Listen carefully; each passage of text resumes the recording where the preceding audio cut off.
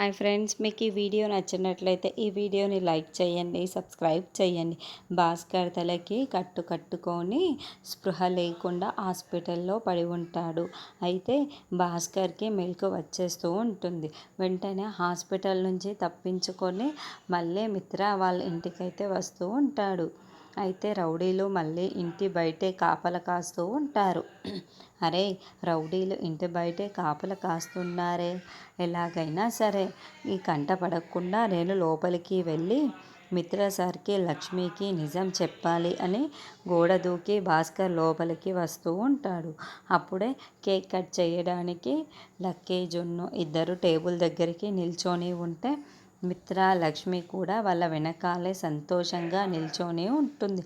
అయితే మిత్ర మాత్రం లక్ష్మి వేడుకోవటంతో జున్ను బాధపడకూడదనే మాత్రమే అక్కడ ఆ బర్త్డే పార్టీలో పాల్గొంటూ ఉంటాడు. ఇదంతా చూస్తున్న దేవయాని మనిష మాత్రం కోపంతో రగిలిపోతూ ఉంటారు.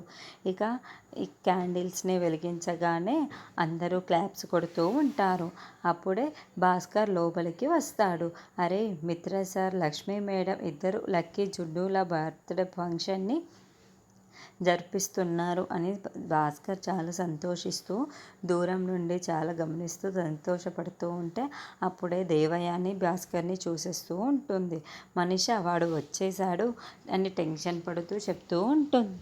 ఎవరు ఆంటీ అని మనిష మిత్ర లక్ష్మిలను చూస్తూ కుళ్ళుకుంటూ కేర్లెస్గా అడుగుతూ ఉంటుంది. ఇంకెవరు మనిష, ఎవరని అలా అడుగుతున్నావు? ఆ భాస్కర్ గాడు వచ్చేశాడు మనిష, చూడు మనిష, ఒకసారి చూడు అని దేవయాని అంటుంది.